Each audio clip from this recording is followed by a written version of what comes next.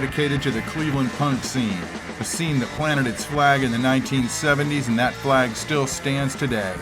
You'll hear from the bands, the characters, the contributors, the Lake Rats, the Gypsies of the Dead Man's Curve, and the dwellers of the East, West, and South Side.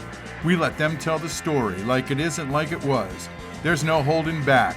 What it was ClePunk.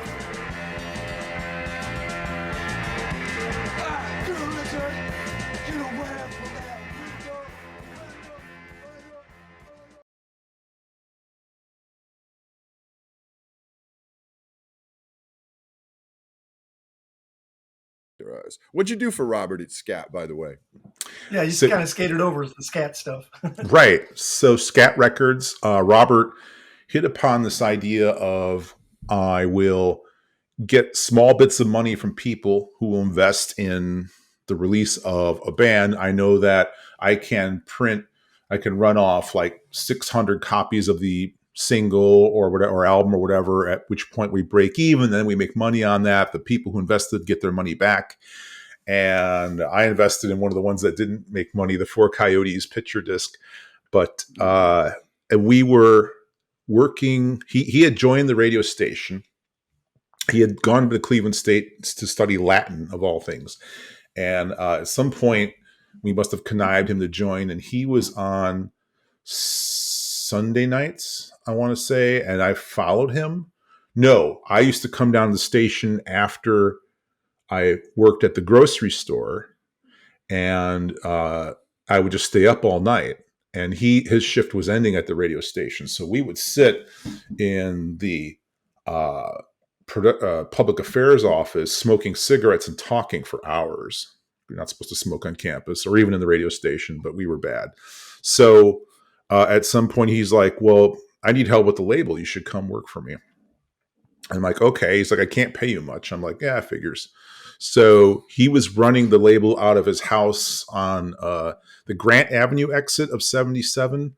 I can't remember the name of the street. I could probably find the house if I went today. And he was upstairs in this ramshackle, craftsman home with some hillbilly dude living downstairs with a motorcycle that never worked. And this is where Robert and his two cats lived with the records of Scat Records. And he was doing distribution. So in the record industry at that time, distribution was the real name of the game. You could put records out for your band. If you couldn't get them into the stores, you didn't sell records and nobody knew who you were. And distribution, this was the era, I believe, of the 6 major labels who basically controlled the 2 major distributors in the country.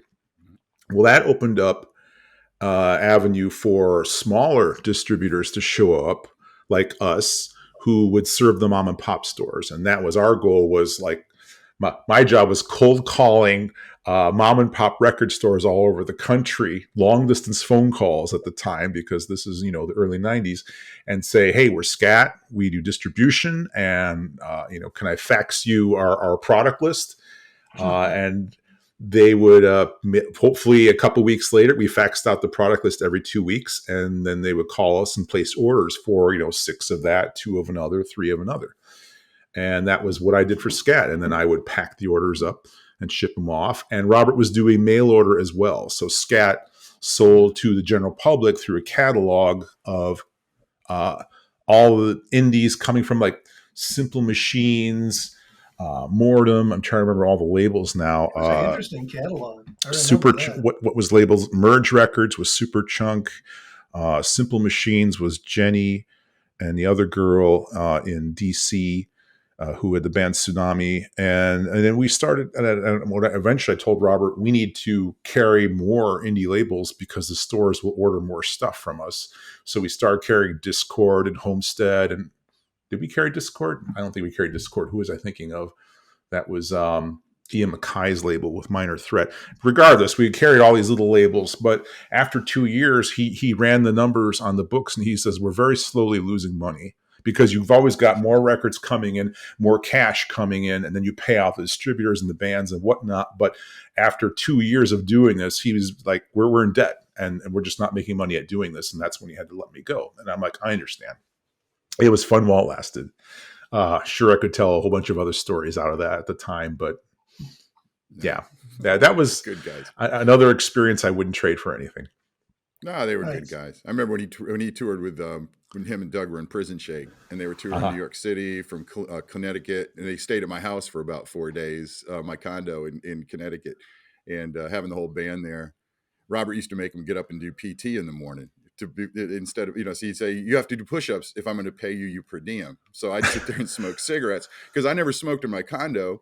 And Enkler, the minute he got into my house, he'd start smoking cigarettes. And I've known Doug since we were 15 years old. I'm like, Doug, and you can't smoke in my house. And I turn around, there he'd go, and he'd be blowing a butt down. So I'd watch him do calisthenics every morning. But and Robert was really cerebral. He'd take my guitar and he would disappear into a bedroom, and he'd be gone for 4 hours just composing music. And he was a great guitar player, and they wrote some good songs. I think Prison Shake had a really good run in that town. I think so too. And I think they're one of the under-recognized bands to come out of Cleveland. They put out a lot of great stuff.